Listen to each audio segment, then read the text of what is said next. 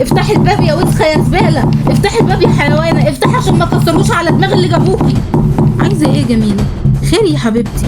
افتحي الباب، افتحي الباب عشان ما كسرهوش، هكسره على دماغك يا زيزي. افتحي ايه الفيديوهات الخرا اللي انت عاملاها دي؟ انت وسخه. جميله لو سمحتي وطي صوتك، عشان انت كده بتجيبي الفضايح لنفسك مش ليا. على فكره انت دلوقتي في مصيبه،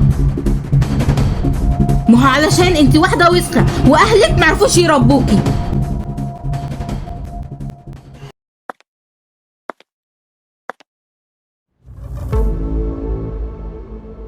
انتوا بتعملوا ايه هنا؟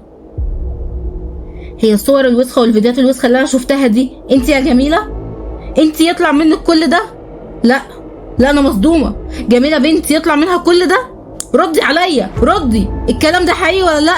يا نهار اسود، يا نهار اسود على تربيتك يا ام جميله، يا نهار اسود. طب اعمل ايه؟ انزل الشارع ازاي؟ طيب هبص للجيران ازاي؟ يخرب بيتك يا جميله، يخرب بيتك.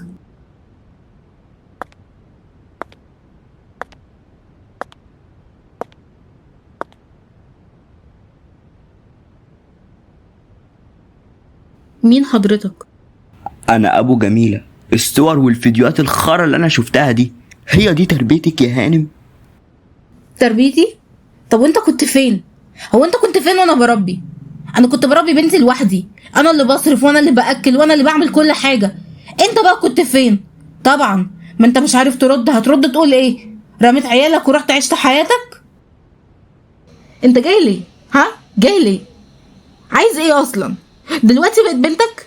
جاي تلومني على ايه؟ انت مين اصلا عشان تلومني؟ هو انت كنت فين وانا لوحدي؟ كنت فين وانا كنت كل لحظه بسال نفسي هو انا ليه ما عنديش اب زي باقي الاطفال؟ كنت فين لما كنت سايبني انا واختي لوحدنا؟ رحت واتجوزت وخلفت ونسيتنا وكانك ما تعرفناش. انت كنت فين لما انا واختي كنا كل يوم نستناك في الجاردن؟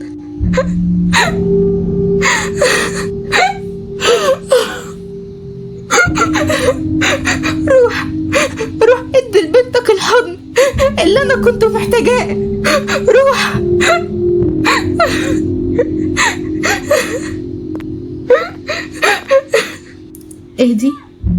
اهدي، كل حاجة هتبقى تمام. اهدي لو سمحت، ممكن حضرتك تمشي؟ اظن دلوقتي ان وجودك ملوش اي لازمة.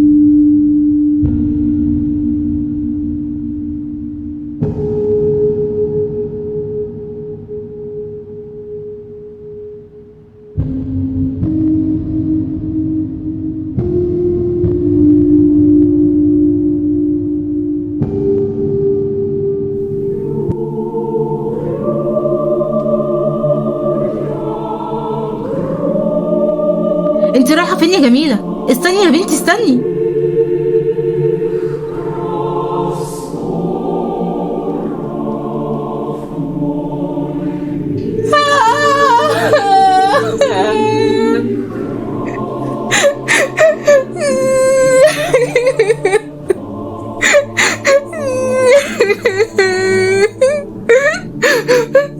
رايحة على فين كده يا قطة؟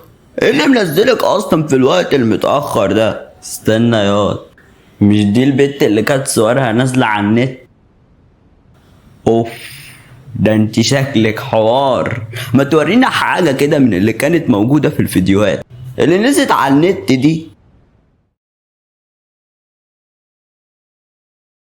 ايه ده؟ دي رايحة فين دي؟ خد يا بت، احنا مش بنكلمك.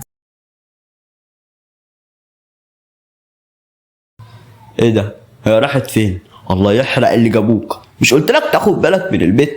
الله، وليه الغلط؟ طب اعمل ايه انا؟ وبعدين ما انت ما خدتش بالك منها.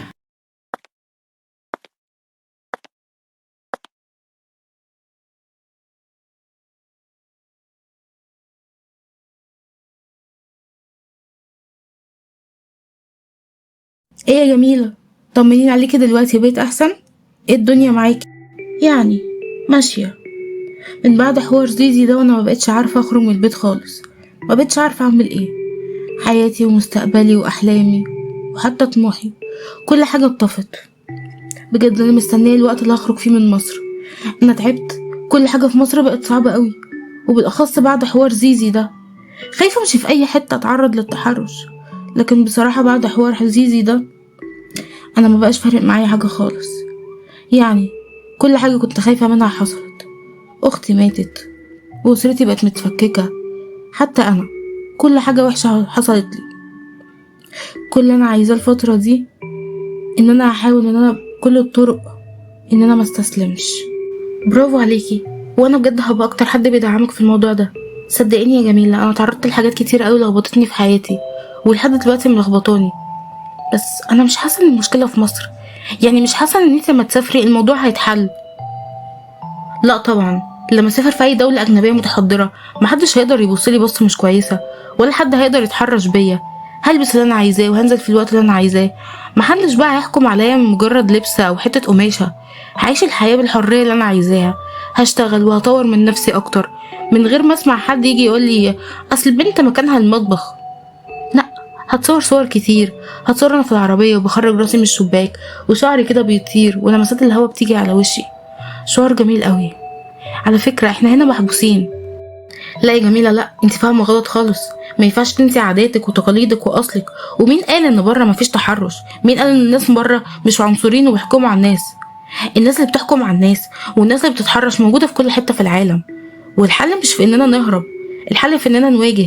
لان لو كل واحد هرب الناس دي هتزيد اكتر، وساعتها مصر مش هيبقى فيها الا المتحرشين وبس. لكن لازم نعرف الحاجات الوحشه اللي في بلدنا واحنا كشعب نحلها. لكن مش عشان حاجه مش عاجباكي في البلد تروحي مغيره اصلك وتستعري منه. بالعكس، مصر بلد عظيمه.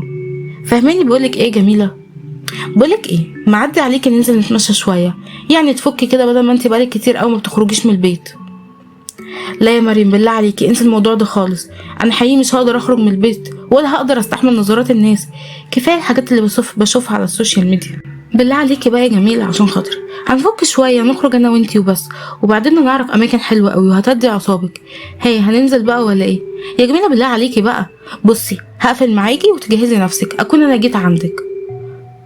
اقسم بالله ما قادره اروح في حته ولا قادره اتحرك من مكاني. يا بنتي بقى، ما انت طول الوقت كده هتفضلي تفكري في الموضوع وتفضلي تتعبي نفسك ودماغك توجعك وتصدعي. تعالي بس ننزل كده مع بعض وربنا ما هتندمي. حاضر يا مريم، حاضر. هنزل، هجهز نفسي وهنزل. حاضر. يا سلام يا سلام، ايه الحلاوه والجمال ده؟ اخيرا فكيتي وخرجتي من الاوضه. يعني بحاول اتعايش مع فكره ان فيديوهاتي بقت ماليه السوشيال ميديا. اقسم بالله السوشيال ميديا دي اوحش حاجه في الدنيا. اه والله، انا مش عارفه على ايامنا ما كانش فيه بقى ولا سوشيال ميديا ولا الكلام ده كله. ماما، شكرا، شكرا على كل حاجه انت عملتيها. شكرا ان انت كنت جنبي طول الوقت، كنت معايا من وانا صغيره، ربيتيني انا واختي. شكرا ان انت شلتي المسؤوليه، ما كانش ينفع ان انت تشيليها اصلا لوحدك. شكرا على كل حاجه انت عملتيها، شكرا ان انت كنتي واثقه فيا لما فيديوهاتي دي نزلت. حتى انت ما سالتنيش اذا كانت الفيديوهات دي حقيقيه ولا كده. ماما انا بجد بحبك قوي، مش عايزاكي تزعلي مني، انا بجد بس الفتره دي مكتئبه ومش عارفه اعمل اي حاجه في حياتي. بس انا كنت بجري طول حياتي، مره واحده وقفت وبقيت اسال نفسي انا ليه كنت بجري اصلا. ما تشغليش بالك بكل الكلام ده، اهم حاجه تركزي في مستقبلك وحياتك. طول ما انت مركزه في مستقبلك ومركزه في حياتك هتبقي زي الفل. اي حاجه تانية بقى غير كده ارميها ورا ظهرك. وبعدين هو انت رايحه فين دلوقتي؟ عارفه مريم اللي قلتلك كانت معايا في اليوم اللي بابا كان فيه هنا؟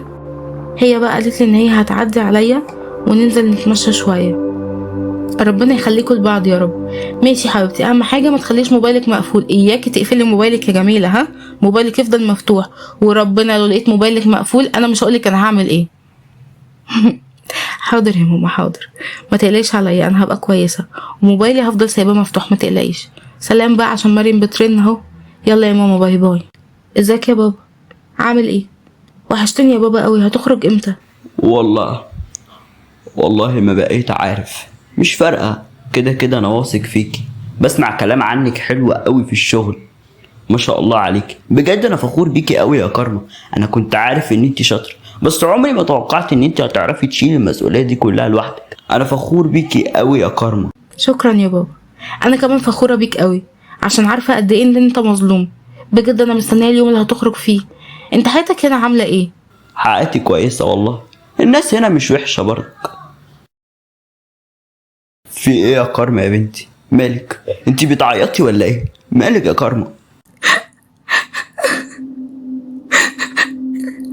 يا بابا انا تعبانه قوي على كل حاجه في حياتي. حياتي متلخبطه بجد، انا مش فاهمه حاجه، كنتش اعرف ان الدنيا بره وحشه كده.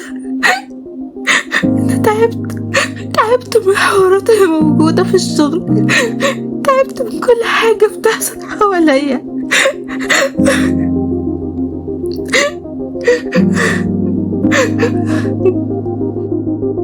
لا لا لا، ما تقوليش كده، ما تقوليش كده خالص، ما ينفعش تقولي كده اصلا يا كارما.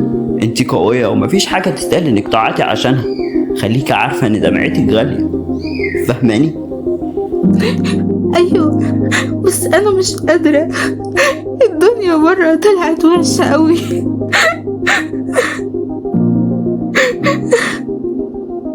بقولك ايه يا كارما، من غير لف بقولك ايه يا كارما، من غير لف ودوران، علاقتك مع العيان عاملة ايه؟ وحشاني بجد، وحشت كل حاجة كنا بنعملها مع بعض. احنا كنا صحاب من الطفولة، كنت كل ما بحاول اسامحها ما بقدرش. بفتكر هي قد ايه كانت قاسية لما واجهتها، حتى هي ما رضيتش انها تواجهني.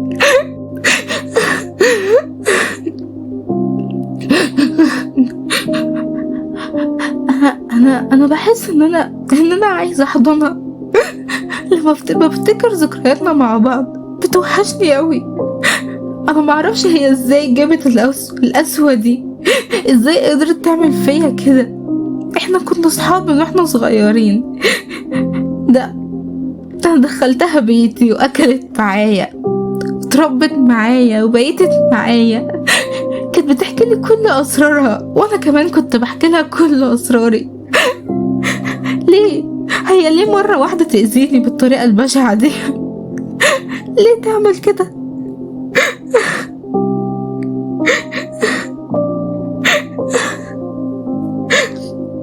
احيانا بنعمل حاجات غصب عننا، حتى لو مش حد جابرنا عليها، لكن مشاعرنا هي اللي بتجبرنا عليها. واو، بصي الفستان ده جميل ازاي، بجد تحفة، خطير، والتفاصيل اللي فيه جميلة بجد. فعلا جميل قوي، هيبقى لايق عليكي قوي يا مريم على فكرة، بجد كده تحسي ان هو متفصل ليكي اصلا. ايه ده بجد؟ هو انت بتتكلمي بجد؟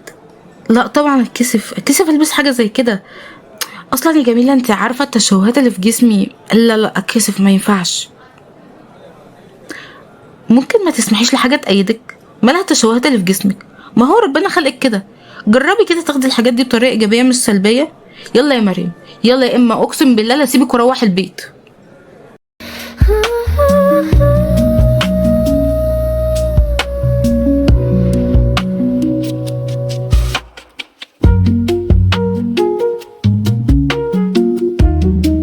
ايه رايك يا جميله؟ الفستان حلو عليا؟ الفستان خطير بجد، رهيب يا بنتي. ما انا قلت لك تحسي كده ان هو متفصل عليكي. بقولك انت لازم تشتريه. لا لا، انت بتقولي ايه؟ لا لا، ما ينفعش. وهو ايه اللي خلاه ما ينفعش اصلا؟ ومين اللي قال ان ما ينفعش تلبسيه؟ وربنا يا بنتي شكلك خطير. ركزي كده في ملامحك، عينيك الزرقاء شكلها محليكي، ابتسامتك. حد قالك قبل كده ان ضحكتك حلوه قوي؟ بجد ضحكتك جميله، شكلك كده بيفكرني بهدوء البحر. تعرفي انا اول مره حد يقولي كلام حلو زي كده. مش عارفه، بس انا حاسه ان انا مبسوطه قوي. من اكتر الحاجات اللي بحب اعملها ان اتمشى في الشارع. بجد بحب ابص كده لشكل الشوارع وشكل الناس، شكلهم بيريحني قوي. عندك حق الصراحه، تحس ان كل وش في وشوش الناس دي له قصه وحكايه، وكل واحد من الناس دي ليه روحه وطريقته. بس برضه تحسي ان كل الناس شبه بعض. يعني احمد زي الحاج احمد، والحاج احمد زي احمد، يلا كلهم بيلبسوا نفس الهدوم، وحتى تحسي كده كلهم بيتكلموا نفس الطريقة.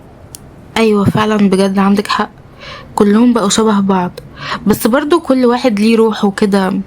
بقولك ايه يا جميلة، انا في حاجة عايزة احكي لك عليها، يعني انا محكيتهاش لكارما، مش عايزاكي تعرفي كارما. خير، هو ايه الحاجة اللي انتي مش عايزاني اعرف كارما بيها؟ بقولك ايه، اوعي تكوني عاملة مصيبة. لا لا اطمني، مش عاملة مصيبة خالص. الحوار يعني ان انا اتعرفت على ولد من فترة. بصي انا هقولك على كل حاجة بصراحة من غير لف ولا دوران يعني. بصي انا رحت ديسكو وشربت خمرة، صدقيني انا مش عارفة انا جبت الانحراف ده منين. المهم ان انا رحت وكنت سكرانة، وهو اللي جابني البيت وتعرفت عليه وبقينا اصحاب. يعني شكلي كده هدخل معاه في ريليشن شيب. بصي هو ياد شخصيته قريبة مني قوي، بيحب يقرا، بيحب يتعرف على ثقافات مختلفة وثقافات جديدة، متفتح، شخص عاقل ناضج، ما بيحكمش على الناس. بجد شخص بيرفكت مفهوش غلطة. لا لا اطمني، مش عاملة مصيبة خالص. الحوار ان انا اتعرفت على ولد كده من فترة. يعني بصي انا هقولك على كل حاجة من صراحة من غير لف ولا دوران. هو انا رحت ديسكو وشربت خمرة، صدقيني انا مش عارفة جبت منين الانحراف ده. المهم يعني ان انا رحت وكنت سكرانة وهو اللي جابني البيت وتعرف عليا وبقينا اصحاب، وتقريبا كده شكلي كده هدخل في ريليشن شيب. بصي هو ولد شخصيته قريبة مني، بيحب يقرا، بيحب يتعرف على ثقافات مختلفة وثقافات جديدة، متفتح، شخص عاقل ناضج، يعني ما بيحكمش على الناس. بجد شخص بيرفكت مفهوش غلطة. هو انت ايه رأيك؟ اول حاجة بالنسبة لحوار كارما، انا مش عارفة انت ليه مش عايزة تقولي لها. يعني ما تقولي عادي، ما فيهاش حاجة. وبالنسبة لحوار شخصيته، والله كلهم بيبقى شخصيتهم حلوة في الاول، وبعد كده بقى بتشوفي الوش التاني. ومن رأيي انك تتعاملي معاه عادي خالص، تتعاملي معاه عادي خالص، يعني ما تبينيش حتى ان انت معجبة بيه.